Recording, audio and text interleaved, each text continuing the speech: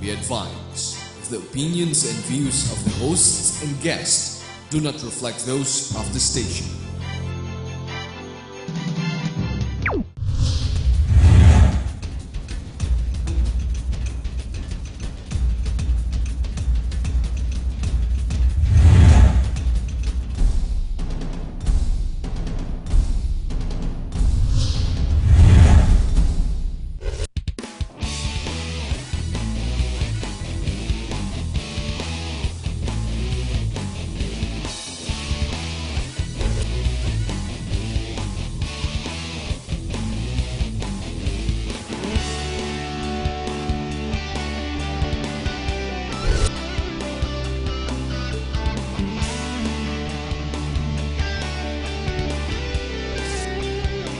You are what you watch.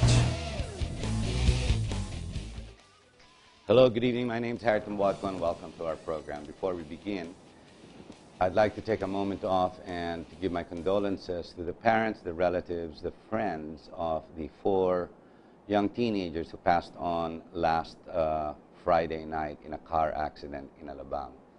And that would go to the families of Garcia, Nguyen, and Siap.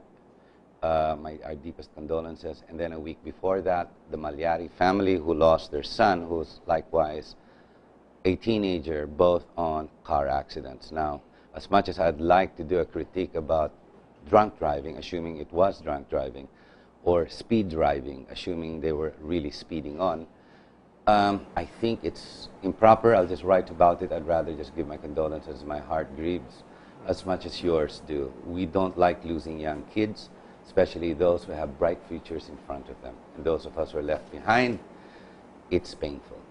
Ladies and gentlemen, in this program, we would like to continue to celebrate, if not celebrate, the month of the ocean, which is for the whole month of May.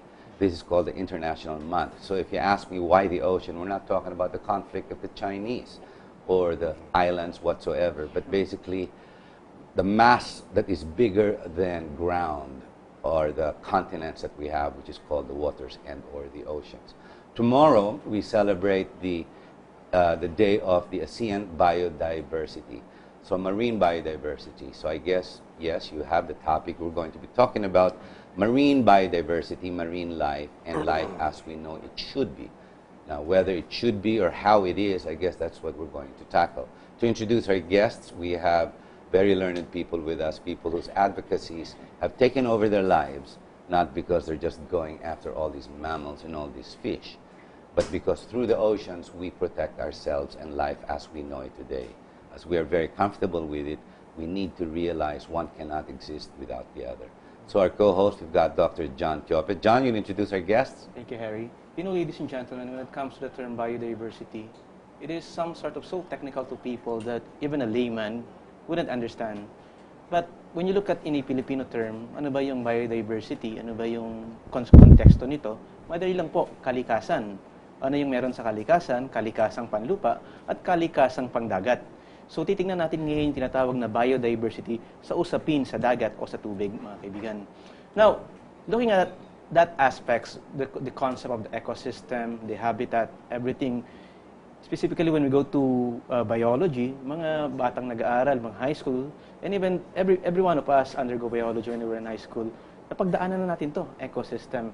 So siguro po, napakadaling intindihin ng ganitong usapin, pero lang ang problema, when it comes to this topic, as if people ignore such topics such as biodiversity, specifically marine biodiversity. E ano nga bang pag-uusapan natin sa biodiversity? Masyadong boring yan. Pag-uusapan na lang natin si Corona. Pag-uusapan na lang natin mga nangyari sa lipunan. Pero ang importante po, kalikasan. Why?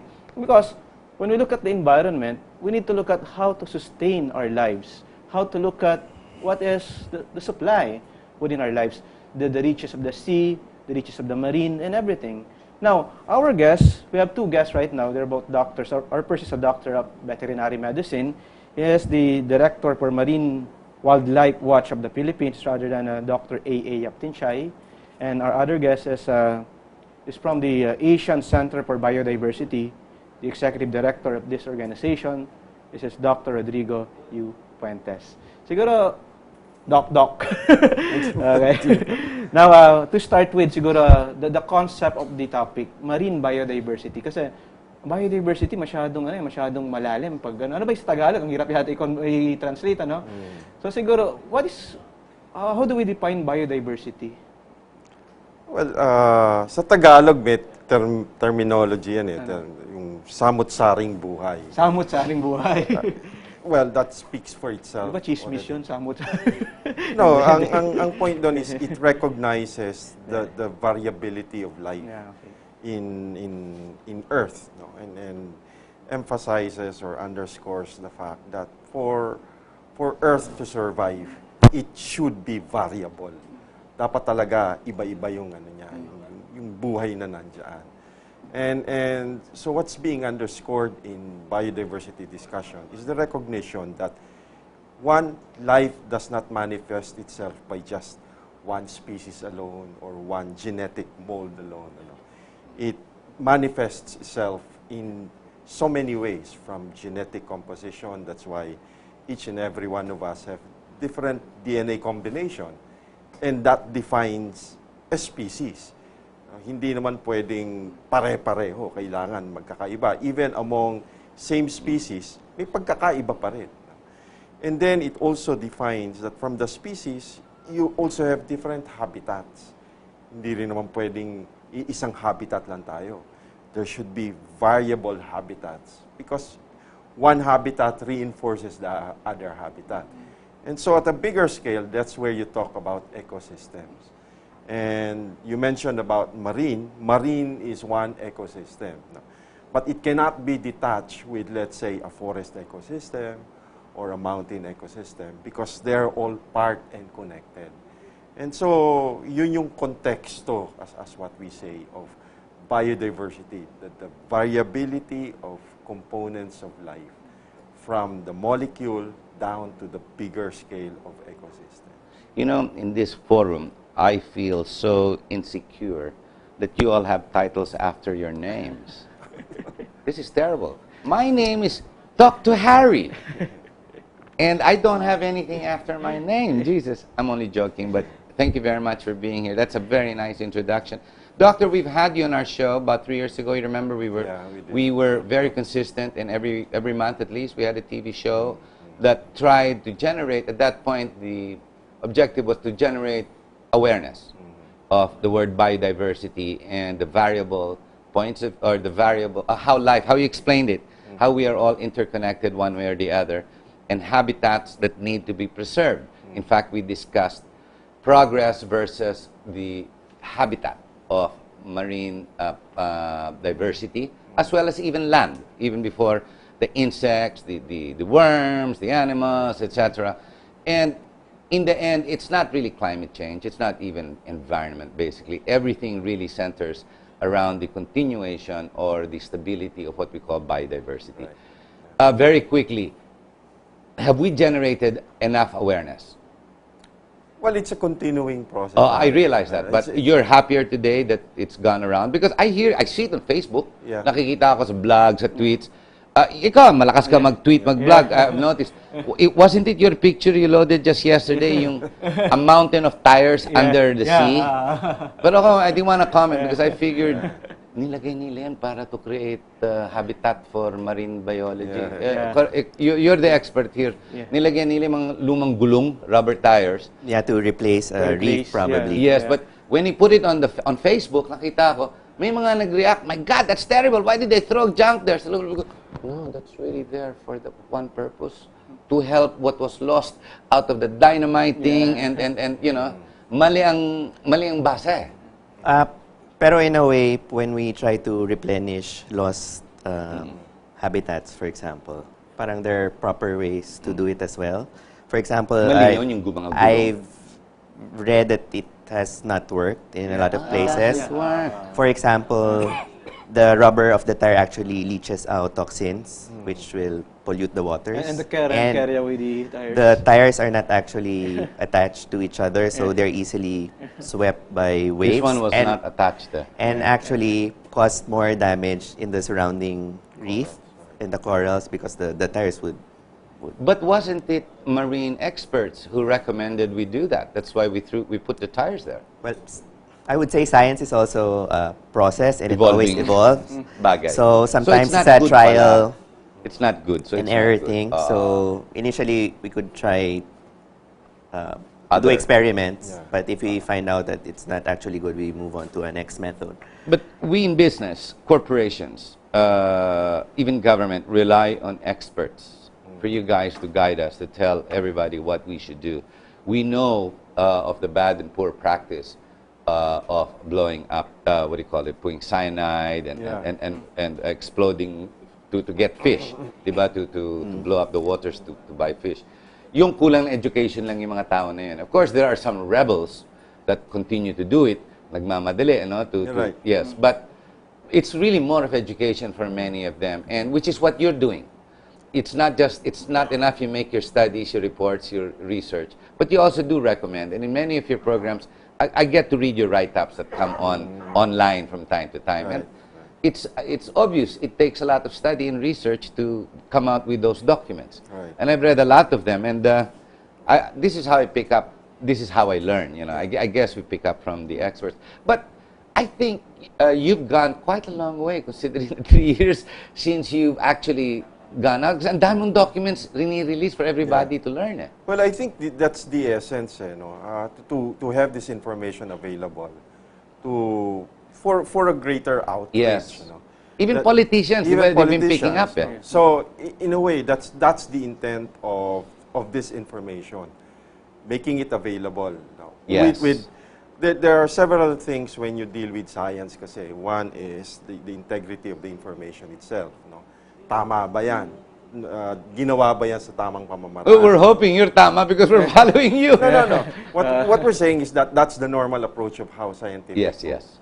work is done. And once there is a feeling that the integrity is there and kailangan ng Implement. i-implement or ipaalam sa then that's the time you bring it forward. No? But of course, it also is very much dependent, as AA had said, that at that time, yun yung best available information. Eh ngayon, mas Tama marami nga ka naman. ng So, mas marami toxin ka ng pala yun. kaalaman Na-delete So siya ng nag-iiba toxin. yung nag-iiba. So siguro So ganito it's a bad idea. Okay, Dr. AA. But good intentions. Dr. AA, when it comes to wildlife and biodiversity, Jesus, excuse me, bad idea, good intention. It sounds like a politician. That's terrible. Bad idea, good intention. That's what a politician is. But go ahead. the wildlife aspects, that how do the wildlife conservation correlated to the biodiversity aspects? Kasi yung biodiversity nga natin is made up of different components. And isa na dito is the different species. And there are actually thousands Yes. of species just in the marine environment. We're in a triangle, di ba? You brought that up long Coral ago. triangle. Coral We're in triangle. the coral triangle and the richest biodiversity in the world. Yeah, Yes, so we have the yes. highest number of corals Yes, in yes, the world. We have the highest We can number boast of of that. mollusks in the world. So- Mollusks, yes. And so we have so many endemic species, marine endemic So species. yung natural heritage of the Philippines is It's rich. and quite unique. Yes, So unique. we need to protect it. One of the focus of my organization's work are what we call threatened animals or threatened marine animals. So these are animals which we call parang either endangered, critically endangered, or vulnerable. We've So most of these identified them. animals are protected. Actually, Okay. there are laws in the Philippines protecting them. So parang they need some extra protection. Usually based on their biological characteristics. Usually they reproduce very slow, they mature late, in other words, they cannot replenish if we exploit or extract them from the marine So do environment. not touch. Do not touch, in other words. Well, Do not as of touch. now, yes, because not the touch. populations are very low. Yeah. And ang mga example nito are the marine turtles. We have 5 species in the Philippines. We have Yung pa naman nakikita ako doon sa customs, di ba? Yung mga inuhuli. actually just That's horrible. just today it came out in the Inquirer that in Cebu, in Again? Pasig, that they're still serving marine turtle pawikan meat Until in the now? market. And it's a regular thing that has been going on It's for being some sold to time. the Chinese restaurants. Oh my No, God. actually not Chinese, so in the palengke. Palengke. And the locals consume it. And they know it's illegal and they hide it. So the pawikan is part of our marine biodiversity and they're protected because their numbers are so low. So parang those are some of the issues nga we Ba't want to masarap ba address. kainin yan? May Dahil medicinal values yan. Bakit? Aphrodisia. Ganun ba yun? Well, there talks about The perception. No? Yeah, Karamihan perception, naman, the oo. perception. Kasi by tradition, sinasabi na pag kinain mo yan, nagiging virile ka or yung mga gano'n. So, that's passed on That kind of knowledge is But passed on. it's stupidity. It's actual stupidity because it's not necessarily true. Well, there's no scientific There's evidence. no scientific evidence to prove to prove that. Okay. So, and yet we sell it in the market openly. The authorities know about this. The fact that you know about it, Well, and it's you're in saying it on Inquirer. TV, it's in print. Yeah. Hindi pa pinasara yung palengke hanggang ngayon. Well, that was the news today. I don't know what's going to happen tomorrow. Oh my God. So, So if we hopefully lose they the turtles, that's it. Well, they're part of our marine biodiversity, and when you talk about ecosystems and the species in it, somehow everything in that ecosystem interacts. Yeah. And So they're all affected. every component is important in maintaining a balanced ecosystem. If we lose one of those components, it will be imbalanced. But does not man, doctor, become the destruction whether he likes it or not for survival? For example, in land, our biodiversity in land, whether we grow bananas, whatever, and we take out the biodiversity of a specific area to grow food, basically, or for man to take on shelter, we ruin the biodiversity of certain forests, so to speak. This is happening even in South America, the Amazon. Right. This is the biggest argument that's always going. Sino mauna? Sila o tayo? Parang ganun. We've discussed this before. Yeah. So this is also happening again with our marine biodiversity.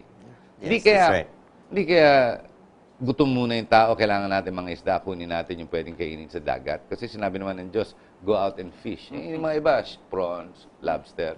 Yung nga lang, pumasok ang pawikan. So to speak, ano yung argument dyan? Because you've got 97 strong million, supposedly based on statistics, growing to 200 million, and looks like Catholicism is really strong, and we're going to go for it. So, is there something wrong to keep human beings alive? I mean, what's the argument there? How did we end that argument the last time? Well, ang ano pa rin naman dyan the message still, that there should be balance. No? Balance. But the problem there is There that should be balance. you need to look at how to balance food security and biodiversity. What goes first, Doctor? Yan. Food security, balance, biodiversity. Well, our take on that. Yes, yes. Our take on that. For you to have food security, you You've must got have you must have a very balanced ecosystem. Yeah. That's the theory at the least. Kundi hindi That's the sustaining. ideal. No, that's the ideal. No, So sustaining dapat. sustaining dapat. Yeah. Diba? Ang Sustaining. sinasabi natin is that you don't consume everything. Huwag mo ubusin lahat, kundi kalbo na yan, wala na yan. Then there's no way wherein which you would be able to answer food security, because food security is not only one generation. You're talking of next Yes. generations as well. Yes. So Yes. you're talking of, hey, if I consume this resource now, how about my future resources? Would they be consuming the same sets of resources? Or would there be alternative sets of resources that would allow as a society? Food security is dependent on balance, on the use of marine biodiversity. It's hinged on that, right? It's hinged on that. Whether we like it or not. Yes. Ubusin mo lahat ng tuna, mauubos ng tuna, wala ka na Wala makukuha. na makakain. Wala na. The problem is that the great predator would be man. In Oo nga, terms tayo of- Well, naging we've always predator. been the great predator. Well, it has always been. Diba? But when you look at that predator aspects, isn't it that the law enforcement agency, in terms of biodiversity and marine protection, should act on it? Or were there a certain education on these law enforcement agencies regarding the concept of sustainable development and biodiversity? Sabay-sabay yan dyan no? I mean, you cannot just rely on law enforcement to cure or to solve all of your problems, di ba? You also need to understand, bakit ba may demand? Bakit ba nagkakaroon ng pressure? And for you to understand that, then that's where law enforcement comes, that's where education comes, and that's also where, from the education, what you're also trying to reach out to people is, baka kailangan baguhin na yung consumption patterns natin. I mean, there are alternatives wherein which we can survive as a society. Yeah. Like kanina nabanggit natin, yung pagkain ng pawikan. Hindi naman kailangan Hindi yun naman kailangan eh. So all you have to probably look at, if you really want to conserve this particular species, baguhin natin yung consumption pattern And natin. Hindi mo naman... that would be on the cultural dimension of sustainable development. Yes, Yeah. yes. Ano? So we need to look at and change people's culture on looking at food rather than eating marine animals. Yes. Di ba? Meron kasing ano eh, may historical context din yan eh, di ba? Merong mga kultura na kung saan, like for instance, I know there's one place where in which they dig yung mga eggs nung Sa Tawi-Tawi. sa Actually, Tawi-Tawi, Turtle no? Islands. Sa ano, then they dig and they maintain a particular number, meaning they Hindi set nila aside- inuubos. Hindi nila inuubos. And that's therefore particular cultural consumption. In Bali, ganun din eh. May mga... Regulated and nire-regulate controlled. nila. Hindi yung uubusin mo. Eh, yung mga restaurant dito sa Maynila, maraming order eh. Pero yun ang Yun ang tendency, problem. Yun ang tendency. nauubos, Yeah, nauubos. nauubos natin. Pero actually, I'm confident that we can strike a balance. Yung pag-consume. Plus, I would also like to say na how we use biodiversity is not only eating them, consumption. Actually, for For example, medicinal. medicinal, they can be source of All sorts medicine. of things. Yes, medicine. Tapos, actually, kahit tourism it's gaining. You know, I remember about 8 years ago, I went to Olango Island, right off Cebu. And you take one of these outriggers, and you go to Olango Island, and there's these restaurants that are actually on the water. It's like a house on stilts, bamboo stilts. Pero sa tubig, sa ilalim niya may mga semento siya. Nagulat ako, doon nilalagay yung... And I was able to buy for only 150 pesos a shell this big. And it closes. Buhaya. A giant clam. A giant clam. Clam, oh. And you eat this thing, it doesn't really taste much, but the fact that you can say you ate it. Ako naman, okay, they ordered it, and I said, gee. When I found out that's what it was. Kinuha yung clam, yung shell, so you take it home. I didn't realize it takes over 2 to 3 weeks to dry this shell. Iwan mo lang sa labas, kala mo titigas na. Matutuyo. It now, because you take it home and it smells, di ba? It really smells. It takes almost a month, if not even more. And then realizing that, I said, gee, we should not have even taken that thing out of the water. Yeah. So I realized that then. It was 8-10 years ago. I went back about 2 years ago. Alam mo, wala na. Right. Because they ran out of... Yeah, well, I asked the fisherman. Sabi nila, mahirap na hanapin kasi mabenta noon yan eh. And I'm like, hindi naman masarap. Hindi naman, sabi ko, waste, di ba? Wasteful. Yeah. Sana kung tinanggal mo yan and you're selling it for 50,000 pesos a piece, yung shell lang, di ba? Yung ganun ba? Okay. But here it's just poor to no education, Right. no access to information. So nangyayari, degradation of environment. Di ba? That's what it was. But we rely on people like you to do the study, to do the research, and to come out and tell us. And really, you're more important than listening to Jessica Sanchez win the concerts, di ba? You're more important than listening to Lady Gaga go out and denounce our faith. This is what is important that needs to come out. Anyway, gentlemen, we're at the bottom of the hour. We're going to have to take a short break. Ladies and gentlemen, that funny example is not really meant to be funny. It was meant to be sarcastic because I am at fault there in that very situation because of my stupidity and little of no information. And can you imagine multiplying me many folds? And this is what happens. And then what happens if one day we discover that shell could cure cancer or something like that? And then we've already lost it. See, the problem with us human beings, we try not to think. We always go hindsight. Hindi pwede. Hindsight means it's gone, it's dead. Tapos na, dead, buried. No more going back. There was something that I always try every time I discuss environment. Very quickly before I just end this, I picked this up from Charles. What's his name? Prince Charles in the UK. When the argument of biodiversity, not the environment and climate change was ensuing, he said, "Can you imagine if human beings decided not to follow all these environmental alarms, and then we find out much later, let's say 20, 30 years later, that they were correct. But at that point, 30 years of ruin would have totally depleted the resources we would have required today to save us. It would be too late. But if the experts were wrong, what can actually go wrong but the growth of the biodiversity, the environment that can only improve itself? If anything, better and cleaner air to breathe. Can you imagine? And yet there are people out there who put down the environment and say it's not true, we're not suffering from anything. What we should do is send them to North Korea and put them on that pop that went up in 2-3 seconds and just blow up into nothing. Anyway, stay with us, we'll be right back.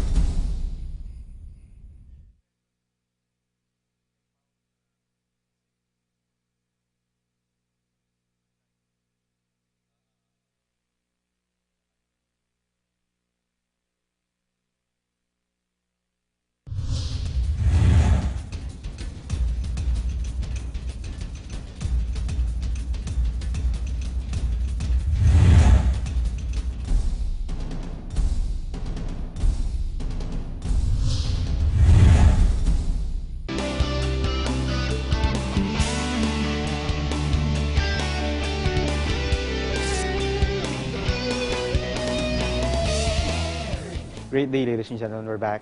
Now, usually when I speak of terrorism, we always look at terrorism in a way of politics and the general terrorism that we experience in our country. But one terrorism that we look at it right now is not being discussed specifically on media and even in newspapers and even on different households. And as we say, there are also the new term that we learned from the Senate, barbershop philosophy. And in terms of the barbershop philosophy, mga usapang barbero, hindi hata na pag-uusapan itong konsepto ng terorismong ito. Ano yung terorismong ito? Environmental terrorism. Wherein the environment is being terrorized. The environment is being what? Being washed out. Baka masira ng ating kalikasan, and part of it is the marine biodiversity. Now, looking at that point, we need to look at what are these threats in the marine biodiversity. And looking at that point, maybe there are remedies to these threats, but people are not discussing it. And even some people who knows how the solution are not voicing out the solution. Siguro, Doc, ano yung mga threats sa marine biodiversity? Well, the threats to marine biodiversity, just like the threats to any ecosystem, like the forest, one is coming from out of necessity. Yung mga nangangailangan, we talk of our mga kababayan o mga kapatid na impoverished, na ang tanging source lang is yung mga resources na yun. So, they become a threat in many ways is because they do, the way they collect or the way they get these resources is probably not the proper way of doing it. And that's where Harry had mentioned about sometimes they use mga dynamite, cyanides, or just to increase because these resources are getting scarce at this stage. So, they're part of the competition. And kung kailangan naming mabuhay, kukunin namin na namin yan. The other threat is coming more from those that are driven by commercial. Yun naman yung aspect ng greed. Sila yung malalaking pawikan, binibenta abroad. So, they overharvest. Kasi malaking pera. Sa malaking pera, and kahit na sinasabi natin na dapat ganito lang yung kunin nyo, they overdo it. Then, the indirect one are partly from activities, particularly in marine. Like in the case of the Philippines is a coastal nation. Most of our cities are in the coastal areas. Let's say even 80%, or from between 60 to 80%. Can you imagine all of the activities of human beings along the coastal areas? And lahat ng activities dyan, from pollution, domestic, it's called one big toilet. Dyan, ang talagang natural receptacle mo is yung these areas. Hindi ka naman umaakyat sa lupa para itapon mo yung basura mo. Most of the time, it's talagang You're right. Dyan. So, all of these threats, nagsasama-sama yan. And that's where the complexity lies. And for you to say, let's say in a particular island, a community would say, alam niyo, 20 years ago, we used to catch this kind of fish. Ngayon, lumiliit na or kumukonti na lang. Hindi mo pwedeng sabihin na, ay, isa lang ang source kung bakit lumiliit yan. Especially if that island is near to a city that's already growing. Tapos noon is also a known fishing ground for many, then all of these complexities becomes real and nakikita mo. And sometimes the problem with the environment is that you feel the impacts of them 20 years after when all of these problems have started. By the time that you imagine na malaki na pala yung problema, noon pa pala nangyayari na yon. And ngayon, nandito ka sa time na to, o nasa particular area na to, na manifestations na lang kung gaano kalala yung degradation doon. And so, to try to bring it back will require really massive infusion of contribution from all sectors who are concerned. Not just money. Not just money, because money is just part of the solution. It's part of the solution. So that's where your enforcement will come. That's where your education will come. That's where your consciousness, will come in. private sector, tulong-tulong. Because you cannot just rely on one sector to do it alone. It's impossible. I mean, in our almost 20 years of discussions about environmental problems, what we've been saying is that these problems did not occur overnight, and therefore the solutions to it doesn't come as well overnight. Okay, Dr. A, when it comes to the species aspects, usually you're looking at the wildlife, the endangered species, and not just the wildlife, even all endangered. How about the destruction of the food chain? Will it be a threat to biodiversity? As I said earlier, all species, parang they're part of this ecosystem. Yung biodiversity is part of your ecosystem. And if one of those components is not there, that will, you have a... So when you destroy the food chain, the entire system would have a problem pertaining to the maintenance of the biodiversity. Oh, exactly. Yeah. So, some of the species that we protect in the Philippines, they're top predators, for example. So they maintain somehow the health of, for Kaya pwede example, naman tayong of hindi the coral kumain reef. ng pagong eh. Hindi naman part ng food chain natin. Di ba? So, current event, Dr. A. Today is Day of the Ocean, Month of the Ocean, this month. Ano nangyayari sa Laguna de Bay? May lumabas na naman na report that they have this new razor fish or razor head fish that it's growing, talagang it's proliferating everywhere. And it's endangering the current bangus that is on the water. Noon, akala ko ibang klaseng isda yun, dragonfish or some other fish na nakawala who were supposed to eat lilies in Marikina River that went downstream. Eventually, it went Laguna de Bay. Some kind of fish, I forget the name, dragonfish or something, but it looks like an old reptile fish.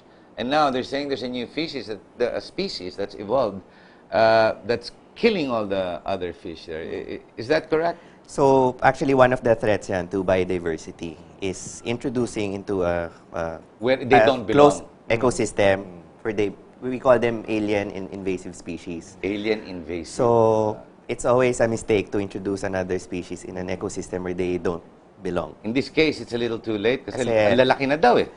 Yung ibang, for example, yung ibang isda or organisms na they're not used to having predators, they'll have a new predator, tas mauubos sila lahat. So, magkakaroon ng imbalance na naman dun sa ecosystem. So, in the end, we should always think on the parang ecosystem Who is level. in charge for all of this? DENR? BIPAR, di ba? BIFAR? Who's the lead agency for biodiversity? Not necessarily, maybe we should have one for marine biodiversity and then land biodiversity because both are equally important. Sino in charge dyan? Actually, both eh.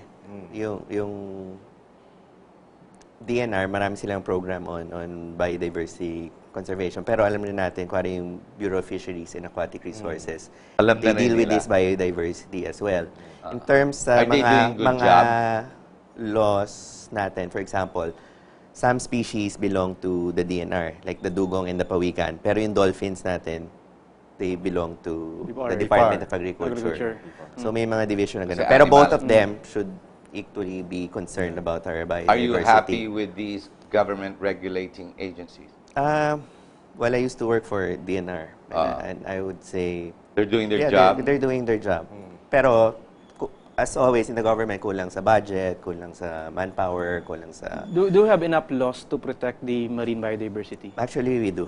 Yeah. It's So the the problem is implementation, enforcement. is the Well, if I may add, Yeah. the problem with invasive alien species is that the introduction can come anywhere. So it maliit eh.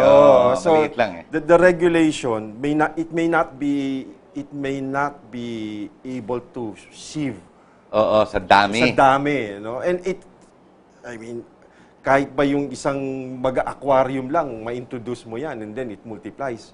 You have no way of controlling that already. You mean it can start with just that? Yeah, On a personal... Yes, yes. It can start from that. A lot of ecological disasters just So, come lagyan from ko that. yan ng, An aquarium in your home. Parana, galing South America, lagyan mo parana yan, dadami yan. That will start eating humans that go into the water. Is that That's kaya? true. That's Well, not true. only humans, but the biodiversity. Biodiversity. And that's precisely like in countries like Australia and New That's why they don't Zealand. allow. They're very strict. They're very strict on that. Now, if you're going to bring in, let's say, piranha, grabe yung grabe yung requirements to prove na saan mo ba gagamitin yan. And hindi mo lang sasabihin, or you're not just going to say na gagamitin namin sa aquarium. No, we need to see where it's going to be placed. We need to be convinced that it is contained.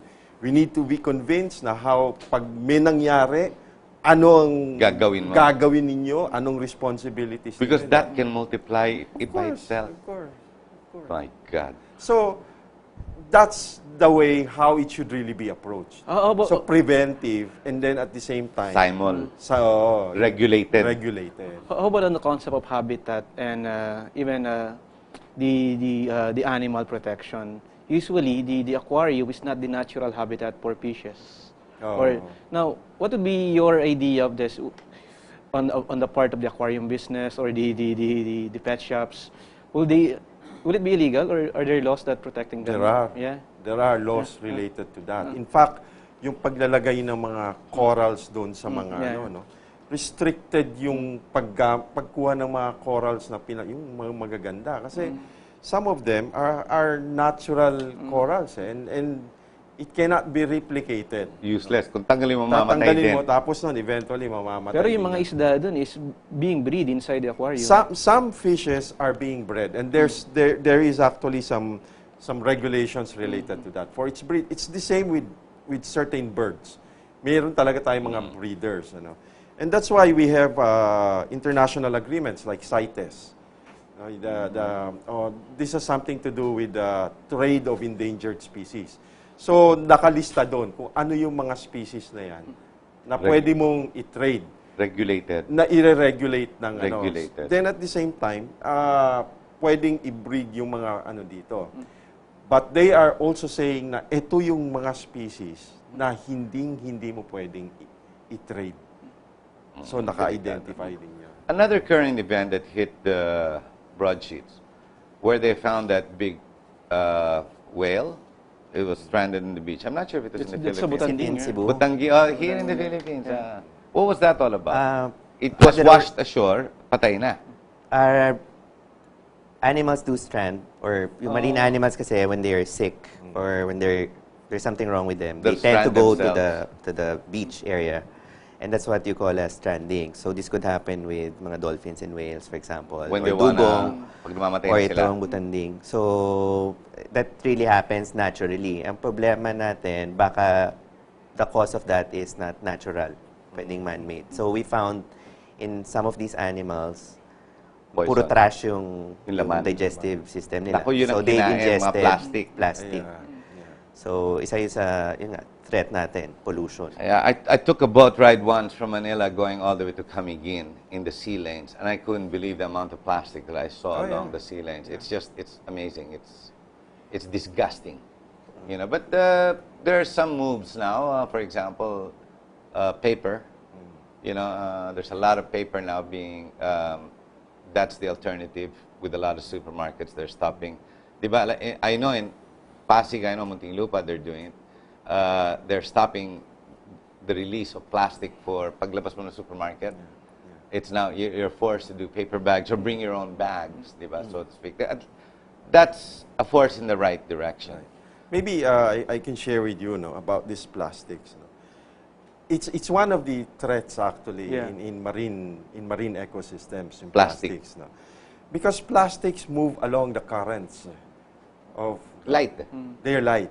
So therefore, it is not impossible, for instance, to find plastics coming from New York and then ending up somewhere here in the Philippines. You're kidding me. Oh, Western Hemisphere? pupunta No, rito? there's a study that was conducted by the United Nations. Oh my And gosh. they're saying that plastics, because of the sea routes, they move around along with the current. So it's one way of saying na they are non-degradable. And that's the reason, katulad din ng Umaabot mga- dito. Umaabot dito. Like, yung plastic halimbawa sa Manila, no, makikita mo yan sa Mindoro, makikita mo yan even sa South, That's what I saw. no, so precisely, no, if they are strewn everywhere. Ang nakakatakot pa sa sorry. Sige. Ang nakakatakot pa sa plastic, they don't decompose, but they break down into smaller particles. Right. So they And- become like food. And fish think It's food. Or they're other plankton. animal. Plankton. So actually sinasabi nila yung plastic now is already part of the food chain. Kasi plastic is just everywhere. Everywhere. There's no sea without plastic. You know, And they're microscopic. Dr. A, Microscopic na. yeah. They break down into those small particles. Okay, when it comes to marine endangered species, specifically those who are really endangered. Now, ecotourism would be a part of the remedy regarding this maintenance of this. Now, when you speak of ecotourism, would it be really a remedy or some sort of, in a way that they're really disturbing the environment? For example, when you go to Donsol, there are boats, then instead of this butanding swim along the oceans, really, there are tourists going to them. Kasi when you say ecotourism, it means tourism done responsibly. Yeah. So there are proper ways to do tourism Ako, in a way. ako nun nag-scuba sa butanding. So as I said earlier nga, yung mga biodiversity natin, it's not only for consumption, pwede rin for enjoyment. So that's what tourism is for. We're lucky enough in the Philippines to have all this, what we call parang megafauna, like the whale shark, the dolphins, and whales, the pawikan, which are popular attractions in scuba diving, in for example, Donsol, whale shark interaction. So we should strike a balance pa rin. Ito yung sustainability nga. So we should conduct the what would tourism be- activity. What would be that balance? Regulation is Regulation. important, for Yeah, example. yeah. So making sure that all the activities doesn't really affect the behavior and biology of the animals. So when Donsol was set up, all of these things were considered.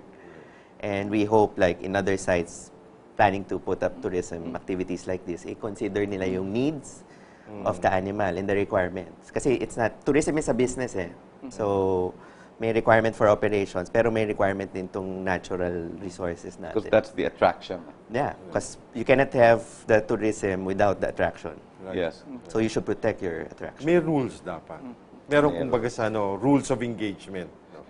How do you engage, like pag So if they do it nakakita ka na, wrong, you cannot call it ecotourism actually. It's just another... So you mentioned the rules of engagement and all the following policies. Now, usually the problems would be the fishermen's and the fisher folks catching fishes. Now, on that scale, these people are not being taught of education how to do responsible fishing. What is there such a thing as responsible fishing? Oh yes, there is. Yeah. No, there is. I think BIFAR can speak well because they have their fisheries regulations. Pero yung iba, pag nakabingwit na, kuha lang ng kuha. Oo. Yung mga dapat ibalik, dapat May binabalik. mga rules diba? na gano'n, na Diba? pag yung maliliit na dapat na Balik mo. ibinabalik. Yun nga lang, is you also, as AA had said, you also have problems of enforcement in many of these rules. No? Monitoring yung Monitoring yung problema. No? And part of that, like we mentioned, in the Philippines, ang dami nating regulasyon, ang dami nating batas with respect to the protection. Ang pagpapasunod nung mga batas na yon, yun yung malaking problema. Kung maalala ng mga nag implement sa dami ng batas, Oo. hindi niya Well, na rin that's malaman eh. That's part of the problem as well. Tsaka yung mga mangingisda, hindi nababasahin yung batas. Ang importante lang sa kanila, di ba, kumita, makapamingwit para pantawid buhay. Pero in fairness, there have been a lot of interventions in the past. No? I know like yung USAID through their Coastal Resources Management, na talagang massive yung education na ginawa rin dun sa mga fisher folks. And nagagawa ng paraan eh. Like if you have a support, for instance, of local governments, meaning they are part and parcel of the solution of how this is to be Take care, regulated yes. and take care. Nagagawa eh. Kaya. Kaya eh. I mean, there are Kaya. vast lessons in the Philippines. In fact, what I do know in the literature that we, na sinasite yung mga experiences sa Pilipinas, nagiging model sa ibang that's bansa. Kaya. Kayang gawin. Gentlemen, we're at the top of the hour. I'd like to give a parting message to our viewers. Let's start with Dr. A.A. To this camera. Parting message. Short? 30 Okay, seconds, so- 1 minute?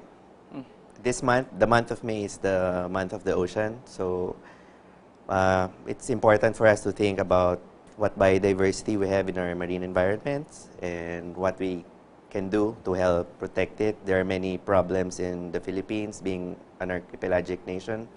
We're surrounded by waters, but at the same time, we have a rich marine ecosystem. So hopefully we can all contribute to that conservation, because in the end, what we protect there goes back to us.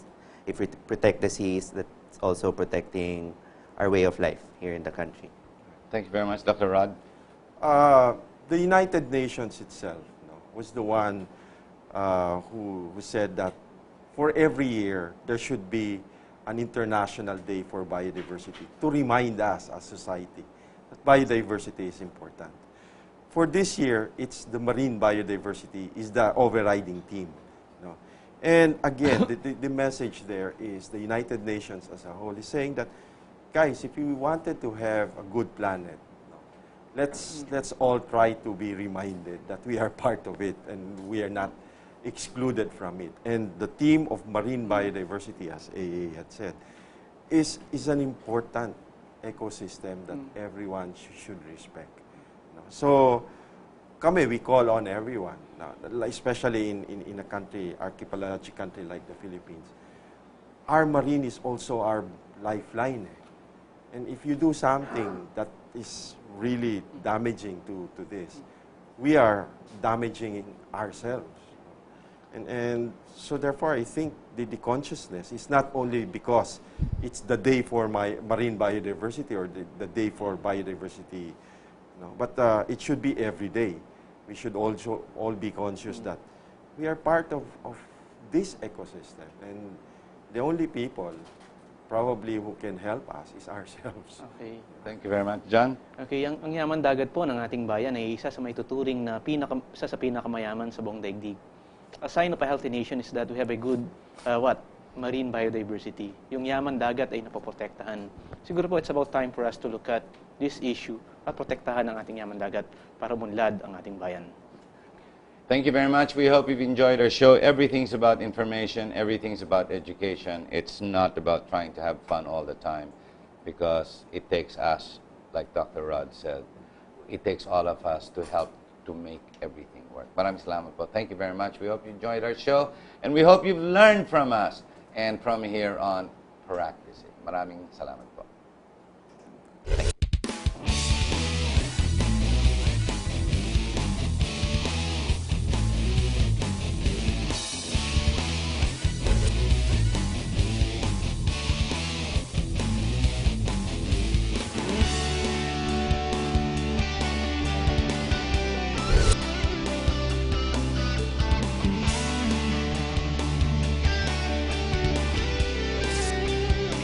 You are what you watch.